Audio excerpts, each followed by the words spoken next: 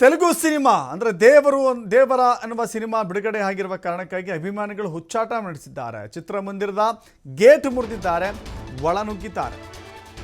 ದೇವರ ಸಿನಿಮಾ ನೋಡಲಿಕ್ಕೆ ನೂಕುನುಗ್ಗಲು ಸೃಷ್ಟಿಯಾಗಿದೆ ಬಳ್ಳಾರಿ ನಗರದ ರಾಧಿಕಾ ಚಿತ್ರಮಂದಿರದಲ್ಲಿ ಈ ಘಟನೆ ಸಂಭವಿಸಿದೆ.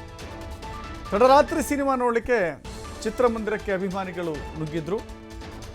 ಜೂನಿಯರ್ NTR ಅಭಿನಯದ ದೇವರ ಸಿನಿಮಾ ತೆಲುಗು ಬೆಲ್ಟ್, ಅದು ಗಡಿಭಾಗದ ಕಾರಣಕ್ಕಾಗಿ ತೆಲುಗು ಸಿನಿಮಾದ ಕ್ರೇಜ್ ಇರುತ್ತೆ. ಥಿಯೇಟರ್ ಮುಂಭಾಗದ ಗೇಟ್ ಮುರಿದು ಅಭಿಮಾನಿಗಳು ಹುಚ್ಚಾಟ ಮಾಡಿದ್ದಾರೆ.